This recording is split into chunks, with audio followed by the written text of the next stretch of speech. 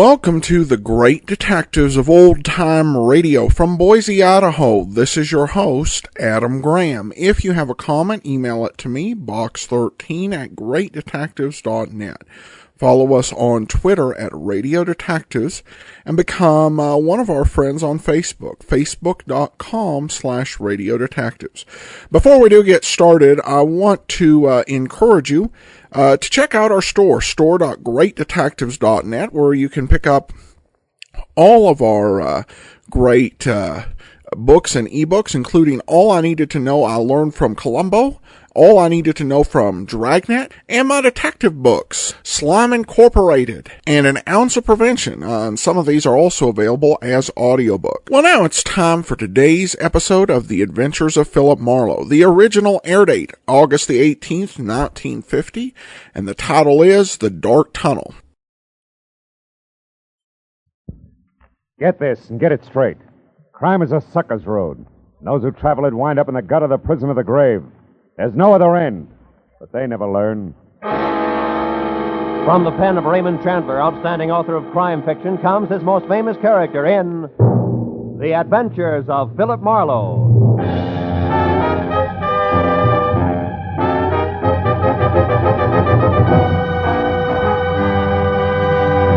Now, with Gerald Moore starred as Philip Marlowe, we bring you tonight's exciting story, The Dark Tunnel.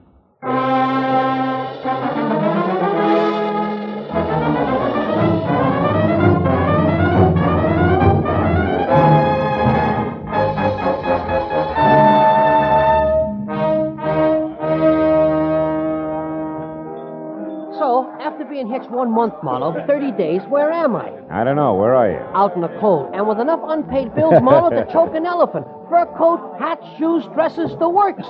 Furthermore, she tells me it's only the beginning, sweetie pie. Yeah, well, that's tough, Louie. I'll see you, huh? Hey, hold on. How about another scotch, Marlowe? Oh, no. It's only 10 o'clock. One for the road on me, huh? Now, listen, Hey, Mike, Johnny Walker twice. Okay. Unless, of course, I'm bending your ear too much, Phil. Oh, how could you say a thing like that? Look, Louie, I've had a long day. I want to go home. Fair enough. I'm glad I bumped into you. Say, I'll see. You drive west, don't you? Yeah. Would you mind dropping me off, huh? No, Louie, it'll be a pleasure. Swell. Skip the drinks, Mike. Make up your mind, will Well, you? like I was saying, Phil, first it's her mother moving in on us, then it's both of them drinking my special stuff like it was water, then these clothes I already mentioned. So I ask myself, what'll it be next, Louie? What do I get for an answer?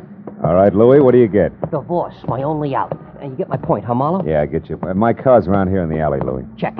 Well, now, divorce is something a guy wants to think about. Thinking guy, that is. And you know, Marlowe... Hey, wait a minute. That's a cute little exhibition, huh? Hey, quite a scrap. Scrap nothing. It's a few inches short of murder and closing fast. Better break it up, Louie. Hey, Heavy. Yeah? Kind of a hot night for this, isn't it? What do you want, Sonny? I'd like to hold your coat. Seems to be cramping your style. He's in one piece. Why, you lousy long-nosed... Don't worry, I am. How do we go on, Muscles? All right, mister. Right now, he's all yours, if you can bring him to. So long, hero. Hey, Marlowe, this kid's pleated all right. Yeah, come on, give me a hand, Louie. We'll get him out of here. No. Okay, fella. Come on. Up we go. Up on your feet. Oh, thanks, mister. All right, do you live near here? A couple of blocks away. The DeWitt Arms Hotel on Western near Sunset. All right, take it easy. Put your arm over my shoulder. We'll get you there. Thanks. Come on, Louie. Over to my car, huh? Yeah, sure, Marlowe. But maybe I better skip the lift, huh? I mean, my problem, the discussion we were having, we better postpone it for a while, huh? That is I know what you mean, Louie. Yeah, it'll keep. All right, kid, come on. Let's go.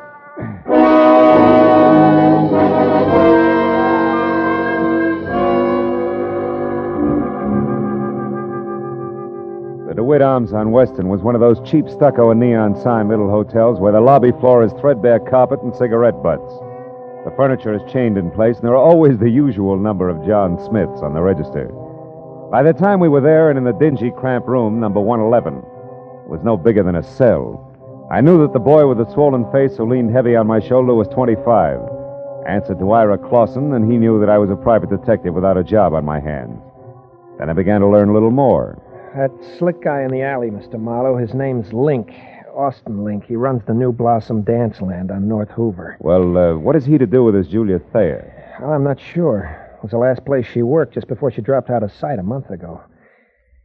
I don't think I'll need this towel anymore. I feel pretty... Ooh, take it easy. Take it easy. You better stay on your back, kid. Oh, yeah. Anyhow, Mr. Marley, I went to the New Blossom Dance Land tonight to see if I could pick up any kind of a lead on Julia. Where she went, or why, anything at all. And you found out what?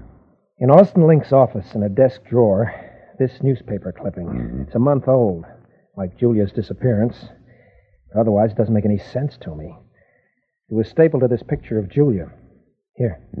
Guess it was used in an ad for the dance hall or something. Hey, she's a pretty girl, isn't she? That clipping, what's it all about? Well, I'll read it to you. You mind closing the window first, Mr. Marlowe? I think I'd rather have it hot in here. Yeah, I know I would. Every jerk thinks he's Valley. All right, go ahead, kid.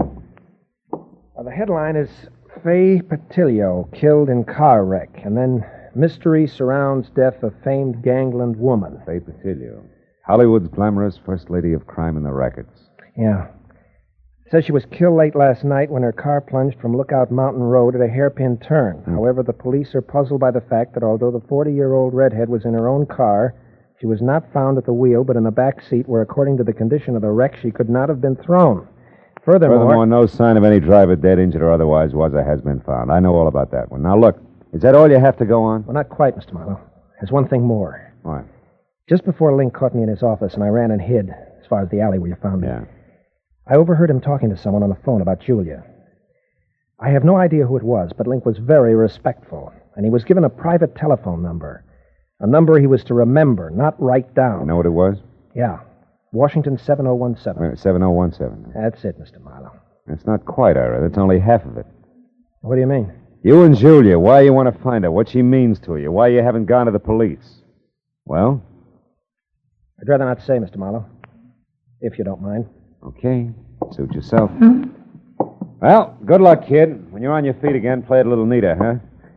You'll stay on your feet a lot longer that way. Mr. Marlowe, wait. Please. I want you to work for me. I'll tell you everything. That's better. May help, kid. Anyway, it can't hurt. No. Not any more than it has already. Began back home, Mr. Marlowe, a couple of years ago. The story Ira Clausen told me I'd heard before. So had anybody who'd spent more than a weekend in Hollywood. Only the names were different. Julia Thayer had loved Ira loved Julia, all this in Cedarville, Oregon. Then the snapper. Someone says Julia's not only beautiful, but has talent. She's wasting her time in Cedarville. Julia believes this, packs her bags, scrambles for movie land, where she falls flat on her face, which isn't quite as gorgeous in Hollywood as it was in Cedarville. Then it's no dough, lots of pride. You got to eat to live, so you get a job. That was where the New Blossom Dance Land came in. And when the letters quit coming on the home front, Ira started to worry. He knew that Julia needed help. Mr. Marlowe, and followed one lead after another. Got as far as the alley where I collected you. Okay, kid, I think I've heard enough. Then you'll help me? Yeah, I'll try. Call you later.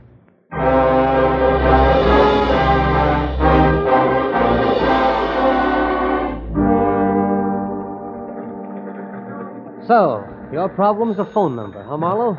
Washington, what was it? 7017. Hey, Callahan, that's a handy book. Newspapers need handy books, Marlowe. People clam up too much these days. I blame the movies myself. Hey, no such animal. It could be a new number, or didn't I mention that? You didn't? All right. We'll try the supplements. Get one from the phone company every month like a bill. Let's see. Wallace, Washington, 5,000, 6, 7, 7,000. Yep, here it is. 7017. Good. Address 1622 Ramona Boulevard, which would be East L.A. and Industrial. Listings Southern City's warehouse. Ring a bell? A cannon. Southern City's warehouse is just one of the interest of L.A.'s answer to whatever became of the big bootleggers. I mean Joe Staff, a very smooth, very nasty man. Yeah, this I've heard. Now tell me, Callahan, does he also happen to own the New Blossom Dance Land over on North Hoover? He does?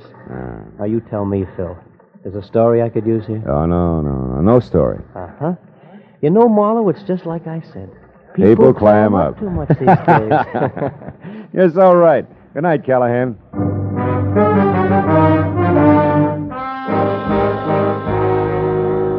If the good gray reporter hadn't mentioned Stapp's prohibition background, I would have chalked the warehouse off as the kind of 9-to-5 place that couldn't possibly help.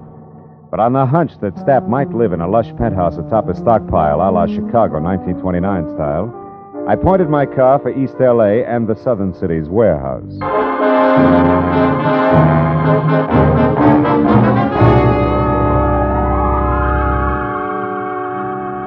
20 minutes later, when I was there and saw a step-down Hudson outside and soft light oozing over the edges of the roof, I didn't regret my move. Not at least until I'd found a flat metal door and had pushed the button attached thereto. Then I began to wonder because Aladdin himself couldn't have gotten a quicker response. Nor could his genie have been any more of a mountain than the item I drew.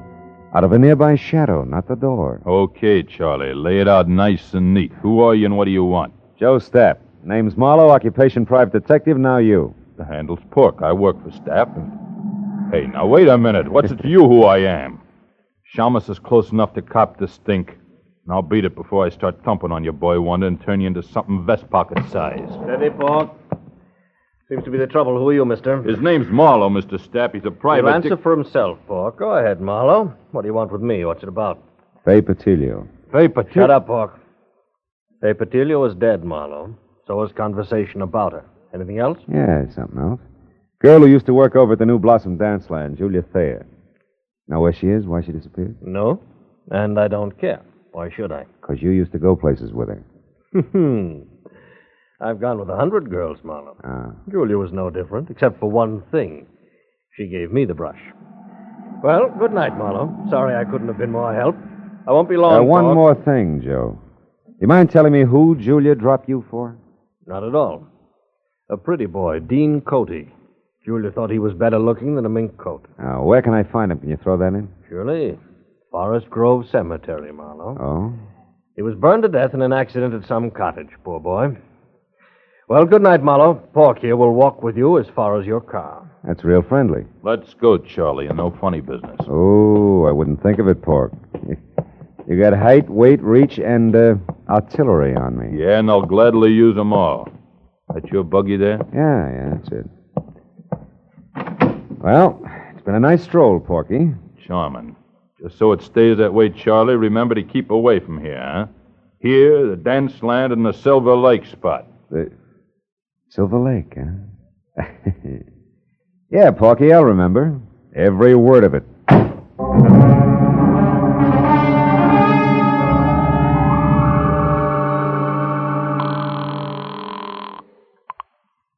City desk. Callahan, go ahead. Marlowe again, Callahan. Now listen on Joe Stapp. Does the Silver Lake spot mean anything to you? It does. Yeah? It's on the north end of Silver Lake Road, Marlowe, overlooks the reservoir. Stapp built it as a nightclub, mountain lodge style, about, 10 years ago. Uh-huh. When it didn't go, he converted it into a private home. Or I should say, a cozy place to take the cuties for that one drink. I know what you mean. Good night, Callahan.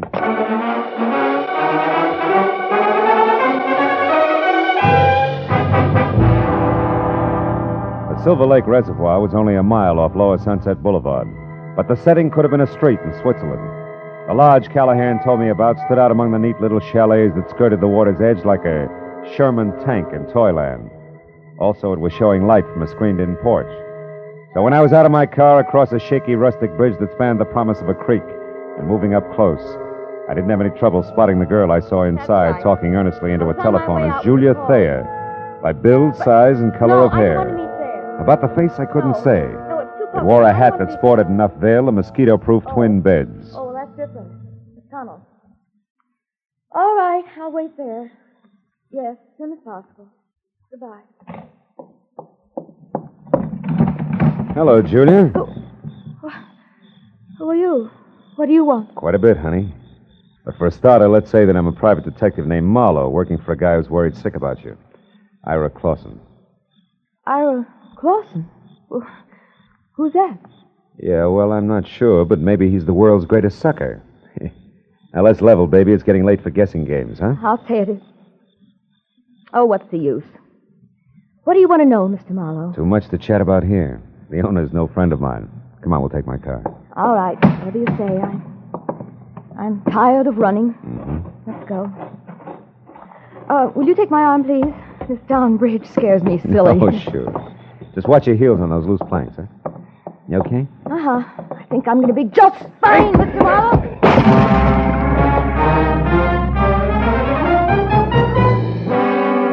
all the lead she needed because by the time I'd crawled out of the inch-deep, inch-wide river and was back up on the road, Julia Thayer was in her car away fast as far as Sunset Boulevard. So I went to the phone back in the lodge and got through to my client at the DeWitt Arms Hotel and brought him up to date in a hurry, including the latest question mark. The tunnel? Well, of course I've heard of it, Mr. Marlowe. Matter of fact, I've been there. Why? Well, it's where Julia's heading right now. Now, what's the location of it, Ira? Ira! I'm still here, Mr. Marlowe. Yeah. You sound real different. I don't get it. What's up? Very personal business, Mr. Marlowe. You see, I'm Ira Cody, not Clausen. Dean Cody's Brother, Mr. Marlowe. Brother who's out to get the girl responsible for his burning to death. Julia Thayer, the cheap scum. So Marlowe played Patsy. Oregon, the boy-girl pitch. You made it all up. Every bit of it. Mr. Marlowe, before I needed your help. Now I don't anymore. Get lost.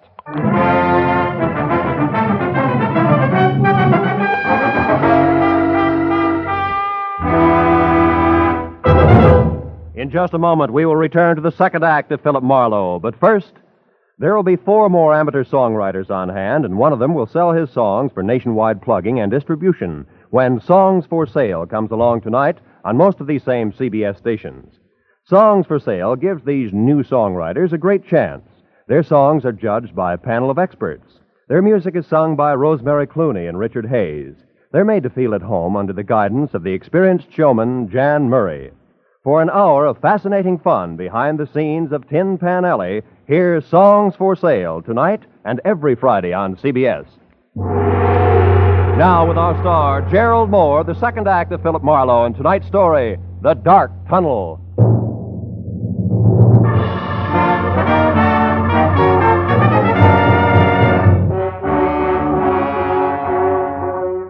I stood there for a minute after Ira Cody hung up and tried to figure my next move, while the phone in my hand quietly buzzed sucker. A pair of haywire lives was scheduled for a smash-up, and I'd let myself get mixed up right in the middle.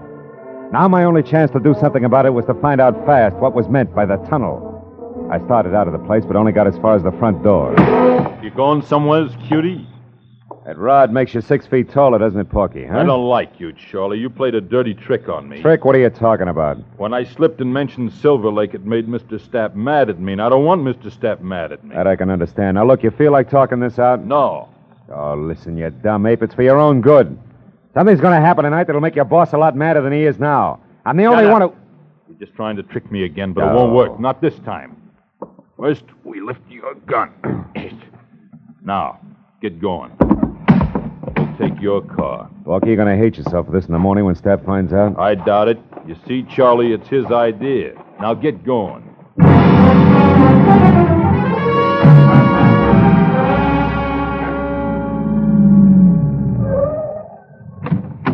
Over there, Marlowe, the big door. I don't suppose Stapp would bother to tell you why he wanted to see me, would he, Porky, huh? No. That's none of my business. Yet. What do you mean by yet? Oh, he might want you to tell him something you might not want to. Then it's my business, No. Charlie. Go on, open it up. That's enough. Inside. Well. Real genuine warehouse, huh? Chains, tackle, even a hand truck. Well oiled, too. Don't tell me your boss is going legit. Never mind that junk. Just stand right there till I get this crazy door locked. Here, Pork, try something heavier. Like this truck. Ow! My leg, why you... Now it's your chin. Good night, Charlie.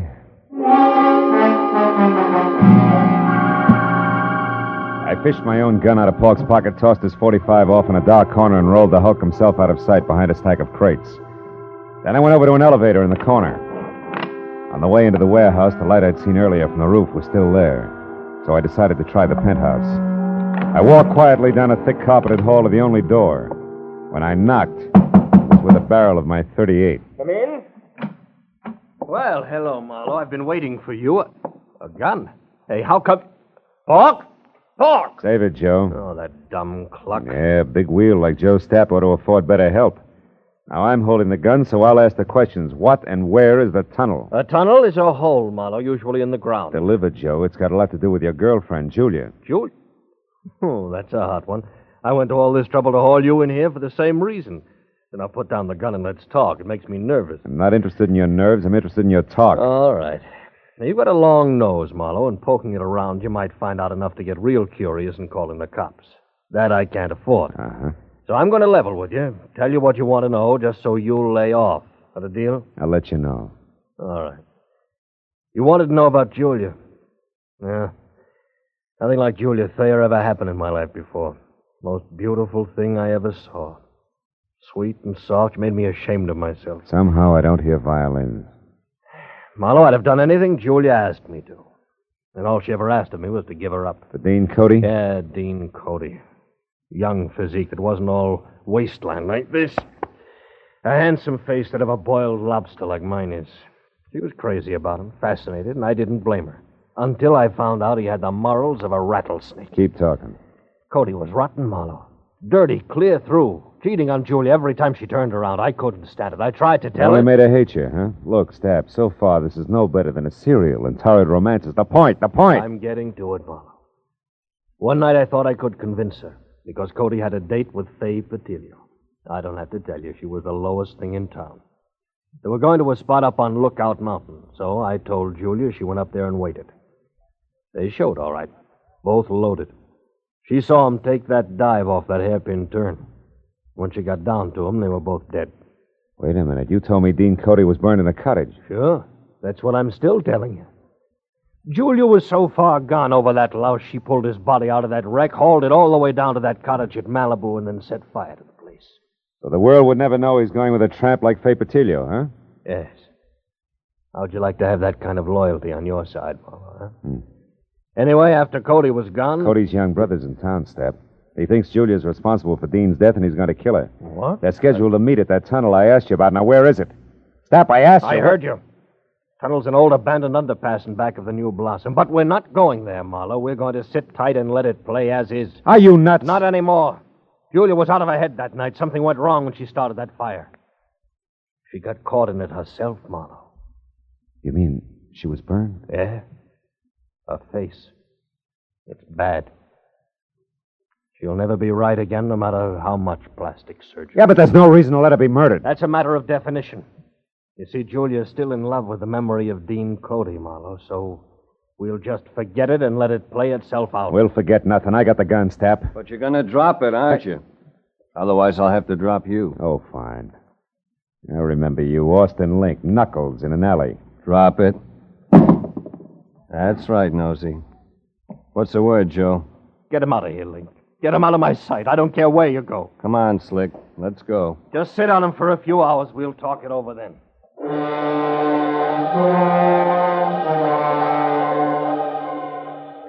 Link was a professional. He stayed exactly far enough behind me to be always out of reach, but always close enough to keep me under control.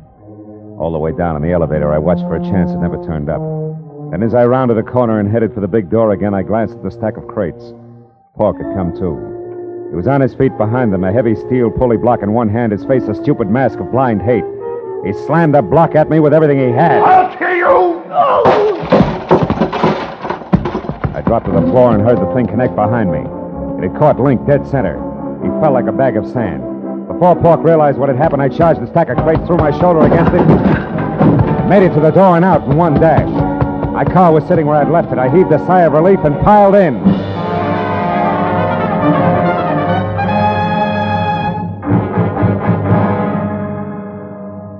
10 minutes later, I pulled up at the New Blossom Dance Land. It was just closing. I ran along the side of the building to the back where a yellow light above the rear door cast an out-of-place halo over... Oh, no. Hey, you! What are you doing back here? This is for employees only. Yeah, well, I'm employed. Listen, do you know where the tunnel is? The which? I can see what you mean. The tunnel. It's an old underpass. There's an entrance to it back here someplace. Oh, that, sure. See the light over there? Yeah. And that little cement house? Yeah. That's it. Steps lead down inside. But why? Nobody ever uses that anymore. Well, I tell you, I got a date in there with a couple of screwballs. Oh, well, you'll be right at home. Good night, dearie. A baker's dozen steps led down into the thick darkness littered with newspapers, weeds, and wine bottles, all long dead. As I eased down inside, I heard voices, low and tense, amplified by the rolling, hollow echo in the tunnel. At least I'd made it in time. When I got to the bottom, I could see the two of them silhouetted against the dim glow at the far end. I pressed my back against the wall, thought about my empty shoulder holster, and moved toward them. And you killed him, didn't you? You're making a mistake, Ira. A terrible mistake. No, you killed him, all right. You and that beautiful face of yours that he couldn't resist. Why are you hiding it behind a veil? You used to be so proud of it. You killed Dean just the same as if you'd shot him. But you're not getting away with it, Julia. I'm going to square it up for him right now. Ira! What? Marlowe, how did you find this place? I found plenty beside that, Ira. Give me that gun. No, you're not going to stop me. Even if you shoot, I'll kill her first. I don't have a gun, Ira, but I got facts. Before you shoot anybody, you better listen. Julia wasn't responsible for Dean's death. He was. Everything she's done since then has been to protect what little good there was left of his crummy reputation. You're a liar. I can prove it. Dean went bad, Ira, all bad. He was a low, double-crossing cheat. You're lying. The night he died, he was two-timing Julia. But in spite of that, she risked everything to move his body from a smashed-up car.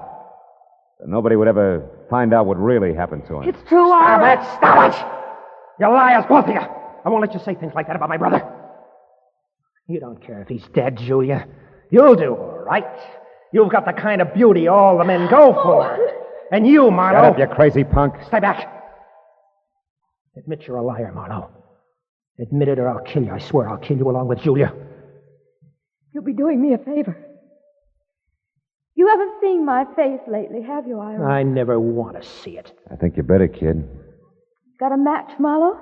Sure. Here. Look, Ira. You can't be Julia. I was burned, Ira. It happened to me when I tried to hide the kind of rotten trash that Dean had been mixed up with. The only reason she did it was because she loved him, maybe more than you did. Now, come on, kid, let's have that gun. You don't want to kill anybody. No. I don't want to kill anybody. Julia, I'm sorry. Ira! Let him go, Julia. The hard part's over now. He'll be all right. I'll look in on him after a while just to be sure. But, what about you, huh? What about me? I'll be okay, Marlowe. After I've done some thinking. This shock, I think it's what I needed. Goodbye. It's a dark tunnel, honey. Think you can find your way out alone? Yeah? Yeah, I'll find a way out alone. One of these days.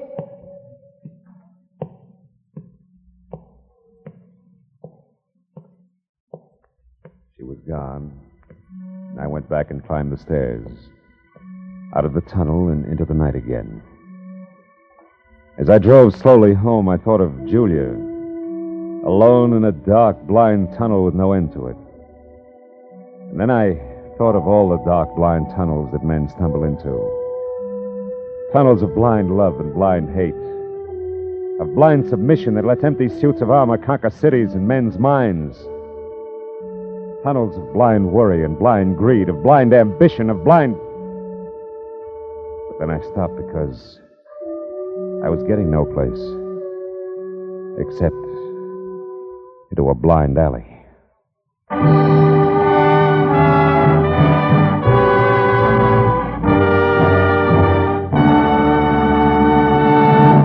The Adventures of Philip Marlowe, bringing you Raymond Chandler's most famous character, star Gerald Moore, are produced and directed by Richard Sanville and written for radio by Robert Mitchell and Gene Levitt. Featured in the cast were Lorene Tuttle, Bob Sweeney, Paul Dubov, David Ellis, Barney Phillips, and Larry Dobkin. The special music is composed and conducted by Richard Arant. Be sure and be with us again next week when Philip Marlowe says... This time, greed in a green suede dress, a diehard from Dixie and a cuckoo coin collector, added up to violent death for two, and all over $50 in Confederate money.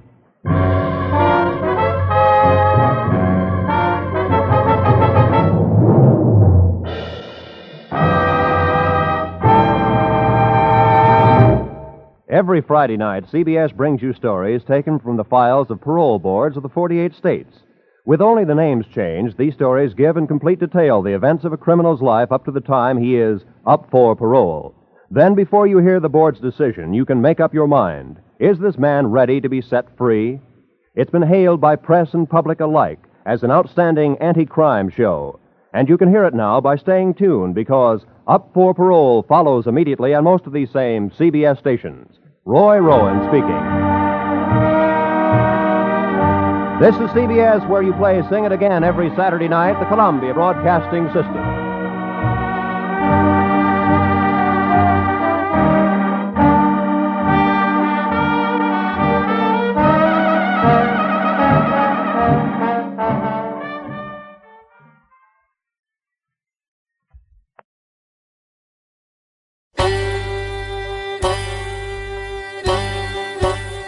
Hi, this is Andrew from OTRWesterns.com. I wanted to invite you to come take a look at our site. We stream live OTR Westerns 24 hours a day, 7 days a week, along with putting out podcasts of old-time radio westerns. Check us out at OTRWesterns.com. You're listening to The Great Detectives of Old-Time Radio with Adam Graham. Now let's get back into the show.